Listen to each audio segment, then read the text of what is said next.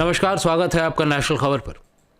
मैं अभी बात करने जा रहा हूं एक ऐसे लीडर की जिसके बारे में मैं अक्सर बात करता हूं। इनफैक्ट मैं उनके बारे में छोड़ करके किसी के बारे में बहुत कम बातें करता हूं। भारत के जनूबी शहर हैदराबाद से कई एक बार लोकसभा का इलेक्शन जीतने वाले ऑल इंडिया मजलिस इत्तेहादुल मुस्लिमीन के सदर असदुद्दीन ओवैसी, वो एक बहुत ही हौसलामंद रहनुमा नज़र आ रहे हैं आजकल, न सिर्फ कि हैदराबाद के मुसलमानों के लिए बल्कि पूरे हिंदुस्तान के।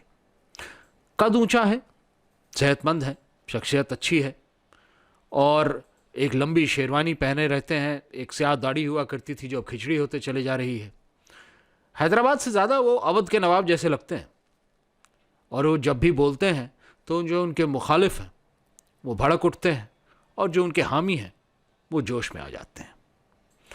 उनके पसंद करने वालों में बीजेपी के लीडर सुब्रमण्यम स्वामी भी हैं, जिन्होंने एक बार कहा कि ये आदमी बोलता बहुत अच्छा है। उनकी सिर्फ बोली ही नहीं बल्कि उनके ख्याल, क्योंकि बोली में जब तक ख्याल न हो तब तक बोली की कोई हैसियत नहीं होती है। आवाम के दरमियान उनकी जो मकबूलियत है वो आप महसूस करेंगे जब आप जाएंगे हैदराबाद। वहाँ पर के मुसलमान जो है उनके दरमियान ज़्यादा है, लेकिन हिंदुओं के दरमियान भी काफ़ी मकबूलियत है। मुसलमान बस्तियों में उनकी पार्टी हॉस्पिटल चलाती है और समाजी खिदमत के कामों में भी जो है सरगर्म रहती है। ठीक इसी तरह जैसे एक हिंदू तंजीम है शिवसेना, वो रहती है मसरूफ़ महाराष्ट्र में। गुज़िश्ता साल आम इंतख़ाबात में वहाँ जो कुछ वोटरों को आप देखेंगे, अगर जो इस तरह से वोट किया गया है हिंदुस्तान में इन जनरल, लेकिन मैं बिहार की बात कर रहा हूँ, वहाँ पर अगर आप देखिएगा तो एक ऐसी इबारत बन के निकली है कि आप इस बात पर मानने के लिए जो है आप मजबूर हो जाएंगे कि नहीं, इस बार जो है एक मुसलमानों का रहनुमा जो है वो तो आ गया है।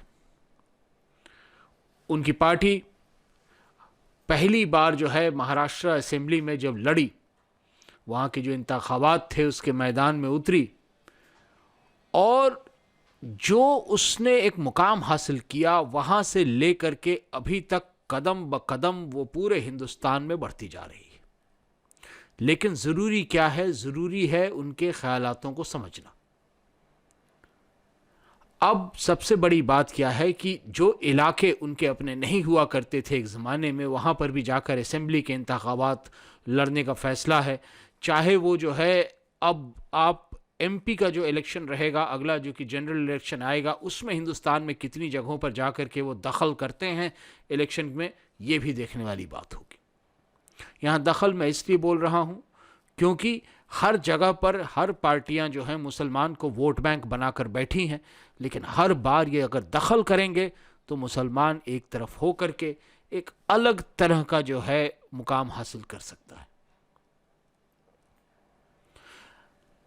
वो सिर्फ मजलूमों के मफाद की बातें करते हैं। अगर आप बात करने वाले एक कलाकार को देखें जो एक्टिंग करता है तो उसकी बातों की सच्चाई जो होती है वो छुपी रहती है, वो आपको नहीं पता चलता कि सच है या झूठ। लेकिन चूंकि ये दिल से बोलते हैं, आवामी जलसों में ऐसा शोला भड़काते हैं अपने बयान करके कि भाई आप समझ जाते हैं कि नहीं, ये जो बोल रहे हैं तमाम बातें जो हैं उनमें यकीन भी करते हैं।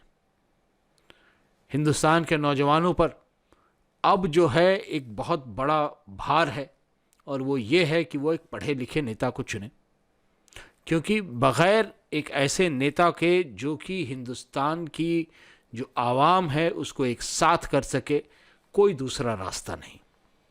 इसीलिए मैं अब बोलता हूँ वेस्ट बंगाल के मुताल्लिक़। यहाँ तक तो मैंने जनरल बातें की कि अभी तक क्या हुआ या ओवैसी कौन है, ये कई बार लोग जो है नहीं भी जानते हैं, मेरे देखने वाले इस मेरे ख्याल से डिटेल में नहीं जानते हैं जिस डिटेल में जानना चाहिए। लेकिन वेस्ट बंगाल में क्या, वेस्ट बंगाल में उनका जो इंतखाब लड़ने का फ़ैसला है कि सबसे बड़ी बात समझें कि रियासत में एक अच्छे खासी फीसद जो है मुसलमानों की है, लेकिन वहाँ पर कितने फीसद मुसलमान जो हैं असेंबली में हैं, कितने फीसद मुसलमान जो हैं वो पावर ऑफ पोजीशन में हैं, सॉरी पोजीशन ऑफ पावर में हैं, वो जो है हक दिलाने की बात करते हैं। सियासत में बराबर की जो है शरीक होना चाहिए और बराबर की शिरकत होनी चाहिए, वो बात करते हैं। तो वेस्ट बंगाल में आपको ये समझना होगा कि जब तक जो है एक ऐसा इंसान नहीं आता है जो, देखिए अब पहली चीज़ तो आप ये भी मान के चलिए कि सेकुलरिज्म जो है वो अपनी तरह का, जिस तरह का सेकुलरिज्म हिंदुस्तान में अभी तक चल रहा था, ख़ास तौर पे इंतखाब में या ख़ास तौर पर जो सियासत है उसमें, उस तरह का सेकुलरिज्म अब नहीं चलने का, जहाँ पर ज़बानी जमा खर्च जो है आप किसी भी कौम को कुछ भी बेच लें और इंतखाबात ख़त्म होने के बाद जो है उस कौम को आप पूरी तरह भूल के बैठ जाएं, ऐसा अब नहीं चलने का। आपके पहले जो है ये बोलते थे कि कांग्रेस जो है रहनुमा है, ठीक है, और कभी समाजवादी पार्टी बन के आ जाती थी, कभी वेस्ट बंगाल में जैसे आजकल ममता बन के बैठी हुई हैं, लेकिन इनसे कोई ख़ास फ़ायदा नहीं हो रहा, क्योंकि ये क्या कर रही हैं, ये प्रोटेक्शनिज्म कर रही हैं, एम्पावरमेंट नहीं। फ़र्क क्या है प्रोटेक्शनिज्म और एम्पावरमेंट में? प्रोटेक्शनिज्म का मतलब होता है, आइए आपको मैं 2 रोटी दे देती हूँ, इमामों को जो है मैं भत्ता दे देती हूँ, पुलिस को मैं ये ताकीद कर देती हूँ कि मुसलमानों को कम पीटा जाए, ये हुआ प्रोटेक्शन देना। लेकिन एम्पावर करना जो है, जहां पर मुसलमान खुद अपनी किस्मत का फैसला कर सके, जहां मुसलमान के पास इतना पावर हो कि वो अपनी कामयाबी का सेहरा खुद अपने सर पहन सके। आपको चाहिए एक ऐसा लीडर जो उनके हुकूक की आवाज़ उठा सके, असेंबली में, एमपी में बन करके, जा करके लोकसभा में या तमाम जगहों पर। अगर ऐसा नहीं हो सकता है, खुदारा बड़ा मुश्किल होगा। लेकिन अगर ऐसा होना है तो फिर मैं आपसे कहता हूं, मैं बार दफ़ा जो ये वीडियोस बनाता हूं, ये सबसे बड़ा इसका कारण है, मैं चाहता हूं कि आप बार बार इस बात को सुने, बार बार इस बात को समझें कि आने वाले तमाम इंतखाबात में बहुत ज़रूरी है कि आपकी शिरकत हो, आप वोट करें, सोच समझ कर वोट करें, पढ़ लिख कर वोट करें, कैंडिडेट्स को समझ कर वोट करें, आने वाले वक्त में उस वोट से क्या होगा ये समझ कर वोट करें। और वोट करते वक्त एक चीज़ याद रखिएगा, रहनुमा वो होता है जिसके दिल में राह दिखाने की समझ हो,